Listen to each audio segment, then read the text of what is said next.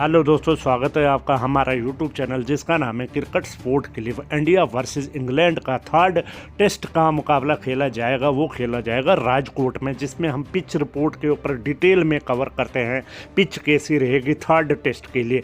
Pitch से पहले जो दो मुकाबले खेले गए हैं, फर्स्ट टेस्ट इंग्लैंड ने जीता और सेकंड टेस्ट इंडिया ने जीता है। 1-1 की बराबरी हो गई है। अब थर्ड टेस्ट जो खेला जाएगा 15 फरवरी से खेला जाएगा, उसके ऊपर हम पिच रिपोर्ट का डिटेल में कवर करते हैं और साथ में ये भी देखते हैं कि मौसम का दगा तो नहीं दे देगा, और साथ में ये भी कवर करते हैं कि मजबूत पक्ष कौन सी टीम का है, इंडिया का है या इंग्लैंड का। दोनों टीमों का मजबूत पक्ष भी देखते हैं और कमज़ोर पक्ष भी देखेंगे और डिटेल में कवर करेंगे पिच रिपोर्ट में। जो पिच रिपोर्ट जो कहती है जो राजकोट में जो मुकाबला खेला जाएगा, इसमें इंटरनेशनल का एक ही मुकाबला खेला गया है। राजकोट यानी सौराष्ट्र स्टेडियम राजकोट में जो मुकाबले खेले गए हैं इंटरनेशनल के मुकाबले बहुत कम खेले गए, एक ही मुकाबला खेला गया है। इधर इस पिच पे जो है वो रणजी ट्रॉफी के मुकाबले खेले गए हैं, इंटरनेशनल के मुकाबले बहुत कम खेले गए हैं। और इस पिच का जो मिजाज कहता है वो कहता है कि शुरुआत में जो स्पिनर को नहीं मदद मिलेगी, फास्टर को मदद मिलेगी,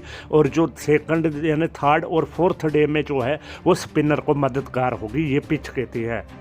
इस पिच पे जो फर्स्ट और सेकंड डे में जो है पिच का मजाज है, वो फर्स्ट और सेकंड डे में जो बैटिंग पिच है, और थर्ड और फोर्थ और फिफ्थ डे में जो है वो स्पिनर को मददगार इस पिच पे जो मदद मिलेगी और शानदार बल्लेबाजी होगी, वो होगी फर्स्ट और सेकंड डे में।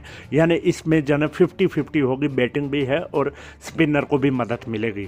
और देखते हैं साथ में टीम का, जो टीम इंडिया में जो चेंजिंग करेगी, उसमें जो चेंजिंग किए हैं इंडिया ने जो चेंजिंग की है, और मुकेश कुमार को चेंज करने की जगह उसकी जगह सिराज को मौका मिलेगा।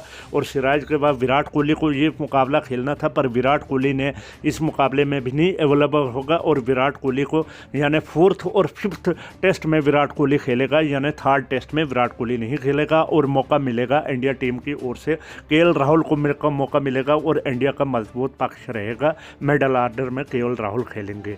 और साथ में हम ये भी डिटेल में कवर करते हैं head to head England versus India का ओडीआई में क्या रिकॉर्ड रहा है और किसका मजबूत पक्ष ओडीआई में रहा है और टेस्ट में रहा है और टी20 में। ओडीआई में जो 107 मुकाबले खेले गए हैं, इंडिया ने 58 मुकाबले जीते हैं और इंग्लैंड ने 44 मुकाबले जीते हैं। यानी इधर ओडीआई में जो पक्ष है, जो इंडिया पक्ष ज़्यादा भारी है इंग्लैंड के ऊपर।